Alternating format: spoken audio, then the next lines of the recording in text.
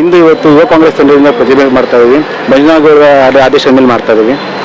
So ಏನು NEET exam ನಡೀತಿತ್ತು, ಒಂದು ಮನೆಯಲ್ಲಿ ಒಂದು ನೀಟ್ ಎಕ್ಸಾಮ್ ಬರ್ಸ್ಬೇಕು ಅಂದರೆ ಅವರು ಸುಮಾರು ಒಂದು ಮನೆ ಬಾಡಿಗೆಗಿದ್ದು ಅವ್ರ ಸ್ವಂತ ಮನೆಯನ್ನು ಬಿಟ್ಟು ಬಾಡಿಗೆಗಿರ್ತಾರೆ.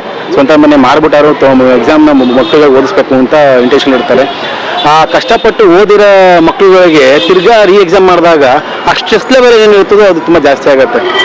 ಮಕ್ಕಳಿಗೆ ಸ್ಟ್ರೆಸ್ ಅನ್ನೋದು ಜಾಸ್ತಿ ಮಾಡ್ತಾರೆ. BJP ಸರ್ಕಾರಕ್ಕೆ ನಾವು ಧಿಕ್ಕಾರ ಕೂಡ್ತಾ ಇದ್ದೀವಿ. ಇವತ್ತು ನಾವೇನು ಪ್ರತಿಭಟನೆ ಮಾಡಿದ್ರು ಎಕ್ಸಾಮ್ನ ರದ್ದು ಮಾಡಬೇಕು ಅಂತ ಕೇಳ್ಕೊಳ್ಳೋಕ್ಕೆ ನಾವು ಮಾಡಿದ್ದೀವಿ. ಸುಮಾರು NTA ಬಂದು ಇದು ಫಸ್ಟ್ ಟೈಮ್ ಅಲ್ಲ, 2ನೇ ಸತಿ ಬಂದು ಇದು NTA ಬಂದು ಫೇಲ್ಯೂರ್ ಆಗ್ತಿದೆ. 3 ವರ್ಷದಲ್ಲಿ 2ನೇ ಸತಿ ಇದು ರದ್ದಾಗ್ತಿರೋ ಇದು NTA ಬಂದು ಎಕ್ಸಾಮ್ ರದ್ದಾಗಿದೆ. ರೀಸನ್ ಏನು ಅಂತಂದರೆ, ಇವರು ಫಸ್ಟ್ ಟೈಮೇ NTA ಕಂಡಿಡಿದಾಗ, ಲಾಸ್ಟ್ ಟೈಮ್ ರದ್ದು ಮಾಡಿದಾಗ ಎಕ್ಸಾಮ್ ಮಾಡಬೇಕು ಅಂದಾಗ ಅವರು ಪ್ರೊಸೀಜರ್ ತಗೊಂಡು CBI ತನಿಖೆ ಹಾಕಿದ್ರಲ್ಲ, ಆ ಪ್ರೊಸೀಜರ್ನ ನಮ್ಮ ನೆಕ್ಸ್ಟ್ ಟೈಮ್ ಏನು ಮಾಡಿದ್ವಿ ಅವ್ರಿಗೆ ಏನು ತೋರಿಸಿದ್ರೆ ಈ ಸತಿ ಬರ್ತಾ ಇಲ್ಲ. NTA ಬಂದು ಪೇಪರ್ ರಿಲೀಸ್ ಆಗ್ತಾ ಇರಲಿಲ್ಲ. ಸೊ ಈ ಕ್ರಮ ತಗೋಬೇಕು ಅಂತ ನಾವು ಕೇಳ್ಕೊತಾ ಇದ್ದೀವಿ ಸರ್.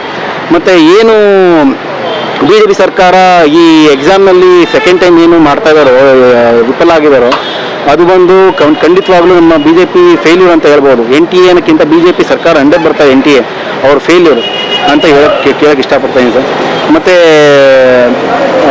ಏನಿವತ್ತು ನಮ್ಮ ಜನಗಳು ಗೋಲ್ಡ್ ತಗೋಬೇಡಿ, ಡೀಸೆಲ್ ಪೆಟ್ರೋಲ್ ಹಾಕ್ಸ್ಕೋಬೇಡಿ.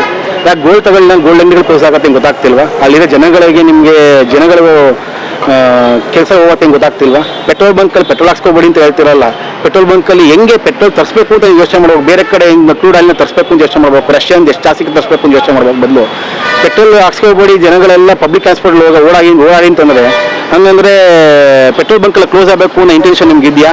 ಅದನ್ನ ನಮ್ಗೆ ಅರ್ಥ ಆಗ್ತಿಲ್ಲ ಖಂಡಿತವಾಗ್ಲೂ. ಅದಕ್ಕೆ ಇವತ್ತು ನಾವು ಗೋ ಮೋದಿ ಗೋ ಅನ್ನೋ ಘೋಷಣೆ ಕೊಡ್ತಾ ಇದ್ದೀವಿ. ಅಂತಂದರೆ ಮೊದಲು ಕರೋನಾ ಬಂದಾಗ ಇದೇ ಥರ ತಪ್ಪು ಸಂದೇಶ ಕೊಟ್ಟಿದ್ರು. ಕರೋನಾ ಹೋಗ್ಲಿ ಎಲ್ಲ ರೋಡ್ ತಟ್ಟಿ ಅಂತ ಹೇಳ್ತಾ ಇದ್ರು. ಈ ಸತಿ ಅದೇ ಥರ ಗೋಲ್ಡ್ ತಗೋಬಿಡಿ ಅಂತ ಹೇಳ್ತಾ ಇದ್ದಾರೆ. ನಮ್ಮ 15 ವರ್ಷ ಮುಂಚೆ ನಮ್ಮ ಮನಮೋಹನ್ ಸಿಂಗ್ PM ಆಗಿದ್ದಾಗ ಅವರ ಇದರಲ್ಲಿ ಖಂಡಿತ ಎಲ್ಲರೂ ಗೋಲ್ಡ್ ತಗೊಳ್ಳಿ, ನಮ್ಮ ಎಕಾನಮಿ ಬೂಸ್ಟ್ ಆಗುತ್ತೆ ಅಂತ ಹೇಳಿದರು. ಎಕಾನಮಿ ಬೂಸ್ಟ್ ಆಗುತ್ತೆ ಅಂತ ಹೇಳಿದವರು ಈಗ ಗೋಲ್ಡ್ ತಗೋಬಿಡಿ, ಎಕಾನಮಿ ಬೀಳತ್ತೆ ಅಂತ ಸುಳ್ಳು ಮಾಹಿತಿ ಕೊಡ್ತಾ ಇದ್ದಾರೆ. ಈ ವಿಚಾರವಾಗಿ ನಾವು ಪ್ರತಿಭಟನೆ ಫೇಸ್ ಮಾಡಿದ್ದೀವಿ ಸರ್. ಸೊ ನೆಕ್ಸ್ಟು ಬಂದು ಕಾಂಗ್ರೆಸ್ ಮೇಲೆ ತುಂಬ ಹೋಪ್ ಇದೆ. ಏನಕ್ಕಂದರೆ BJP ಸರ್ಕಾರ ತುಂಬ ವಿಫಲ ಆಗಿದ್ದಾರೆ. BJP ಬಂದು ಈ ಸತಿ ಏನು ನಡವಳಿಕೆ ಆಗ್ತಿದೆಯೋ ಬರೀ ಮೋದಿ ಭಕ್ತಗಳು ಮಾತ್ರ ನಿಮಗೆ ಮೆಸೇಜ್ಗಳು ಮತ್ತು ಕಮೆಂಟ್ಗಳು ಆಗ್ತಾ ಇದ್ದಾರೆ. ಆದರೆ ನಿಜವಾದ ಮನಸ್ಥಿತಿ ಏನು ಅಂತ ನಮಗೆಲ್ಲ ಜನಗಳಿಗೆ ಗೊತ್ತು. ಖಂಡಿತವಾಗಿ ನೆಕ್ಸ್ಟ್ ಟೈಮ್ ಕಾಂಗ್ರೆಸ್ ಗೌರ್ಮೆಂಟ್ ಬರುತ್ತೆ, 100% ಬಂದೇ ಬರುತ್ತೆ. ಏನಕ್ಕಂದರೆ BJP ಗೌರ್ಮೆಂಟ್ ವಿಫಲ ಆಗಿದೆ ಅಂತ ನಾವು ಇದಲ್ಲೇ ವಿಚಾರ ತಿಳ್ಕೊತಾ ಇದ್ದೀವಿ ಸರ್.